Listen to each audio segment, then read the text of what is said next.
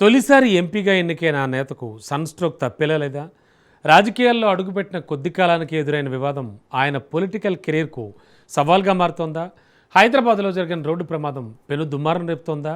ఓ కుటుంబంలో విషాదాన్ని నింపడమే కాదు, ఏపీ రాజకీయాల్లో కూడా ప్రకంపన రేపుతోందా? ఎంపీ కుమారుడు ప్రమేయం ఉన్న కేసులో పోలీసుల దర్యాప్తు తీరుపై వస్తున్న సందేహాలేంటి? ప్రతిపక్ష వైసీపీ చేస్తున్న విమర్శలు, అధికార పక్షం వైపు నుంచి వస్తున్న రియాక్షన్స్ అన్నీ కలిసి కేసును రాజకీయ రచ్చగా మార్చేసాయా? అసలు ప్రమాదం వెనక ఏం జరిగింది? చట్టం తన పని తాను చేస్తోందా, లేదంటే రాజకీయ ఒత్తిళ్లకు తావిచ్చేలా ముందుకెళ్తోందా? టోటల్ సిచ్యువేషన్ ఆ ఎంపీ భవిష్యత్తుపై ఎలాంటి ప్రభావం చూపించబోతోంది? Watch the story.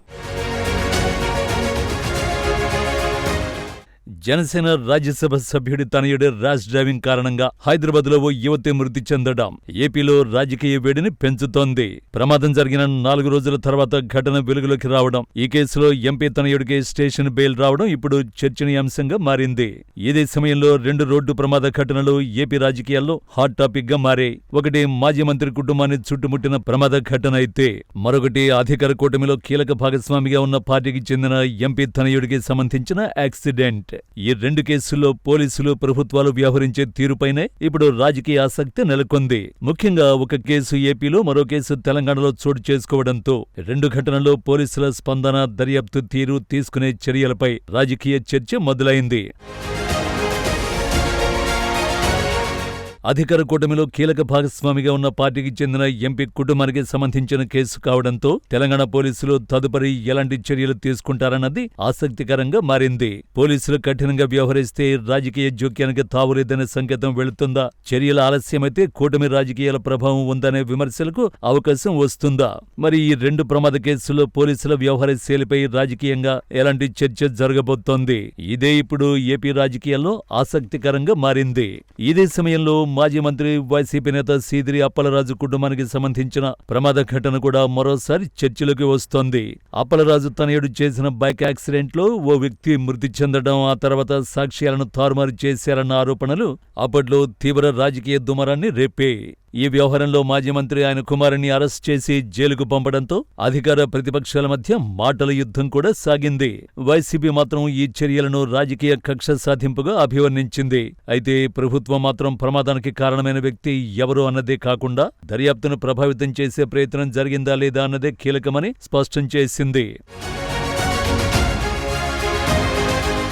ఇప్పుడు అధికార కూటమికి చెందిన ఎంపీ తనయుడి ప్రమాద ఘటన వెలుగులోకి రావడంతో సహజంగానే అప్పలరాజు కేసుతో పోలికలు తెరపైకి వస్తున్నాయి. ఇదే అంశాన్ని వైసీపీ ఇప్పుడు రాజకీయ అస్త్రంగా మలుచుకునే అవకాశం కనిపిస్తోంది. అప్పలరాజు కుటుంబం విషయంలో ఒక రకమైన చట్టం, అధికార కూటమిలో ఉన్న ఎంపీ కుటుంబం విషయంలో మరో రకమైన వైఖరి ఉంటుందా? అప్పట్లో ప్రభుత్వం అనుసరించిన చట్టపరమైన ప్రమాణాలే ఇప్పుడు కూడా వర్తిస్తాయా? దర్యాప్తు విషయంలో ఎలాంటి తేడా ఉండకూడదన్న డిమాండ్ను ప్రతిపక్షం తెరపైకి తీసుకురాబోతోందా? మొత్తంగా ఈ 2 ప్రమాద ఘటనల్లో పోలీసుల తదుపరి చర్యలే ఇప్పుడు ఏపీ రాజకీయాల్లో అసలు చర్చగా మారుతున్నాయి. ఇక జనసేనకు కూడా ఇది ఒక ఇమేజ్ టెస్ట్ గా మారే అవకాశం ఉంది. చట్టం ముందు అందరూ సమానమే, తప్పు చేసిన వారు ఎవరైనా సరే చర్యలు తప్పవనే వైఖరిని పార్టీ తరచూ చెబుతూ వస్తోంది.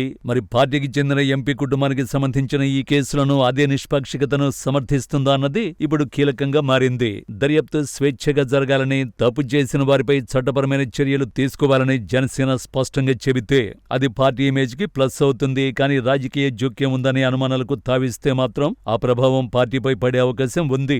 మరోవైపు తెలంగాణ ప్రభుత్వానికి కూడా ఇది ఒక రాజకీయ పరీక్షే.